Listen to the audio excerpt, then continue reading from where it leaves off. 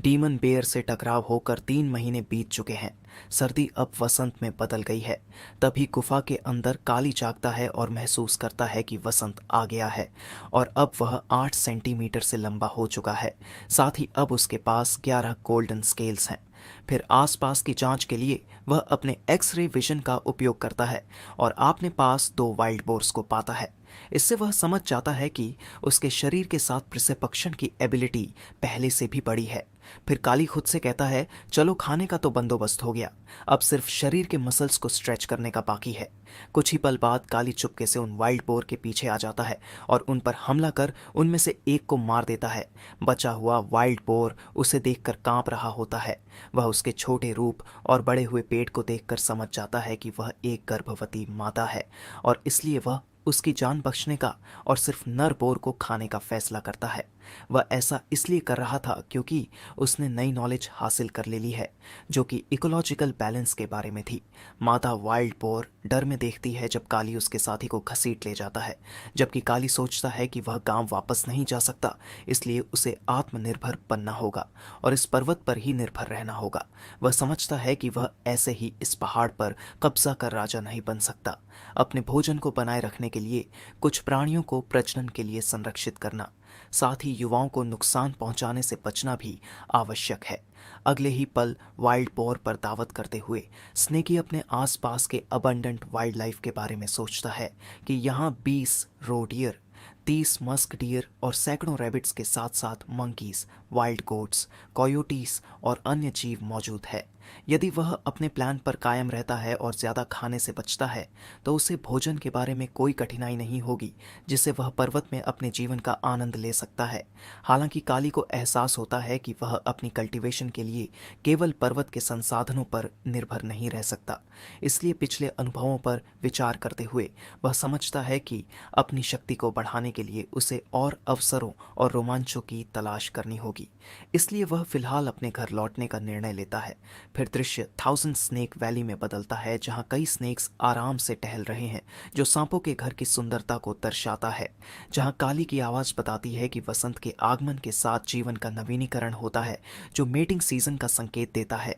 एक दृढ़ संकल्पित स्नेक के रूप में मैं एक गर्लफ्रेंड खोजने के लिए इच्छुक नहीं हूँ, लेकिन जब से यहाँ आया हूँ यह सफ़ेद सांप मेरा पीछा ही नहीं छोड़ रही। जहाँ भी जाता हूँ वहाँ आकर मुझसे लपेट जाती है।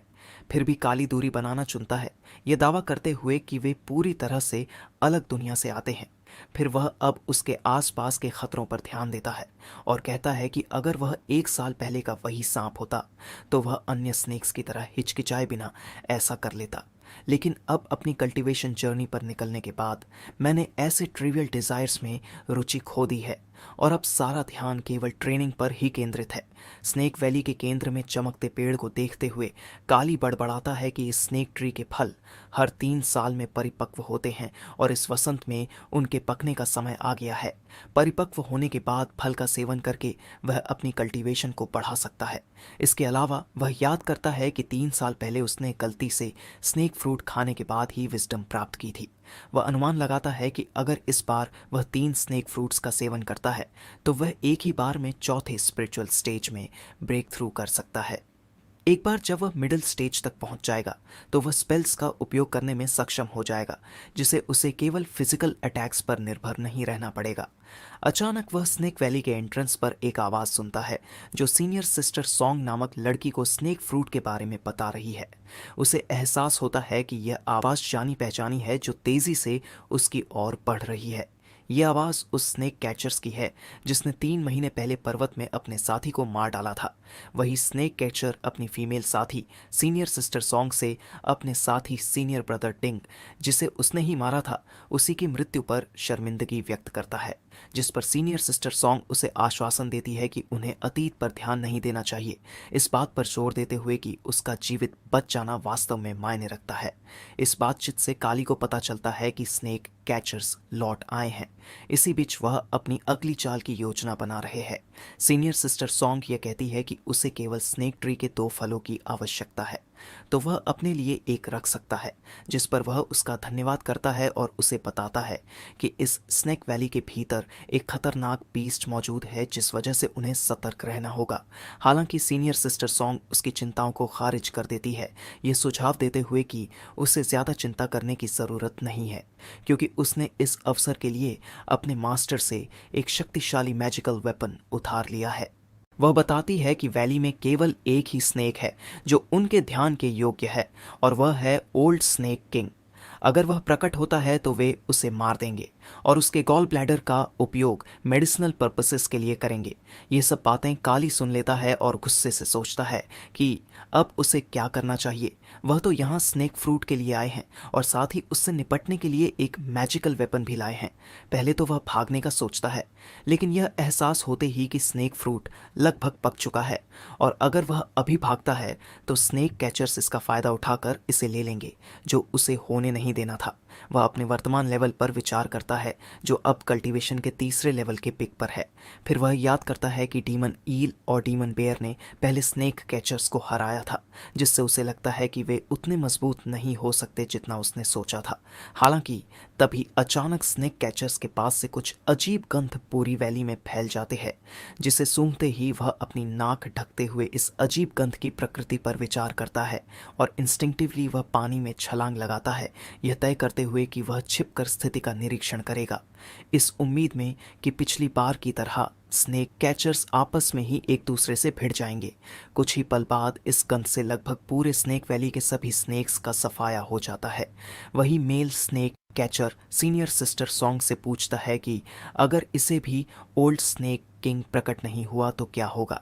वह जवाब देती है कि अगर वह प्रकट नहीं होता तो वे बस स्नेक फ्रूट ले लेंगे। हालांकि उसे यकीन है कि वह प्रकट होगा, क्योंकि ओल्ड स्नेक किंग एक दशक से जीवित है, जो अपनी उम्र बढ़ाने के लिए स्नेक फ्रूट पर पूरी तरह से निर्भर है। इस बीच पास छिपे हुए काली को शक होता है कि स्नेक कैचर्स उसके बारे में बात कर रहे हैं। गुस्से में वह जवाब देता है कि यह स्नेक कैचर्स ही हैं जो अपनी मृत्यु के करीब है, ये दावा करते हुए कि वह बूढ़ा नहीं है और उसकी शारीरिक शक्ति हर दिन बढ़ रही है। वह स्नेक कैचर्स के दावों को खारिज कर देता है, यह याद करते हुए कि विलेजर्स ने हमेशा उसे ओल्ड ब्लैक स्नेक कहा है, और वह सवाल करता है कि यह कैचर्स भी उसे ओल्ड स्नेक किंग क्यों कह रहे हैं। इसी बीच senior sister song snake tree की सुंदरता की प्रशंसा करती है, जबकि काली अपने विचारों को पीछे छोड़ता है, खुद को याद दिलाता है कि उसे ध्यान केंद्रित करना चाहिए, क्योंकि स्नेक कैचर्स स्नेक फ्रूट को हासिल करने के लिए तत्पर हैं। जैसे ही स्नेक कैचर्स स्नेक ट्री के पास पहुंचते हैं, सीनियर सिस्टर सॉन्ग अचानक सुझाव देती है कि उन्हें इंतजार करना चाहिए। काली यह सुनकर हैरानी से सोचता है कि क्या उसने उसकी उपस्थिति को महसूस कर लिया है। उसी समय स्नेक वैली की छत पर दरार पड़ने के साथ वहां एक बड़ा धमाका होता है और अगले ही पल स्नेक कैचर्स पर हमला होता है। ये हमला एक विशाल ब्लैक स्नेक द्वारा किया जाता है, जिससे सीनियर सिस्टर सॉन्ग मुश्किल से बच पाती है। वह इस प्राणी को ओल्ड ब्लैक स्नेक के रूप में संबोधित करती है, जिससे काली को आश्चर्य होता है, क्योंकि उसे एहसास होता है कि यह असली ओल्ड ब्लैक स्नेक है, जिसे ओल्ड स्नेक किंग भी कहा जाता है। जिसे काली सोचता है कि क्या वह केवल एक इम्पोस्टर है, और सोचता है कि यह ओल्ड ब्लैक स्नेक वह स्रोत हो सकता है जिसकी वजह से उसे परेशानियों के साथ नेगेटिव रेपुटेशन का सामना करना पड़ा। वह याद करता है कि उसने अपने यूथ के दौरान शायद ही कभी बाहर कदम रखा था और केवल 3 साल पहले ही निकला था, और गलती से ओल्ड ब्लैक स्नेक की बदनामी के लिए दोषी ठहराया गया। इस बीच टकराव तेज हो जाता है, क्योंकि old black snake senior sister song पर हमला करता है, जो जवाब में स्वॉम्प स्पेल नामक एक स्पेल डालती है। ये स्पेल सफलतापूर्वक ओल्ड ब्लैक स्नेक के हमले को रोक देता है, उसके मुंह को मडी वाटर से घेर लेता है। यह टकराव इतना भीषण होता है कि इसकी ऊर्जा काली के छिपने की जगह तक पहुंच जाती है। काली देखता है कि जबकि स्नेक कैचर्स फॉर्मिडेबल हैं, ओल्ड ब्लैक स्नेक भी प्रभावशाली है, ये दिखाते हुए कि अपनी उम्र के बावजूद वह अभी भी लड़ाई में सक्षम है, जैसा कि स्वॉम्प स्पेल को तोड़ने की उसकी क्षमता से स्पष्ट है। सीनियर सिस्टर सॉन्ग तब अपना मैजिकल वेपन स्पिरिचुअल बेल निकालती है और ओल्ड ब्लैक स्नेक पर हमला करती है।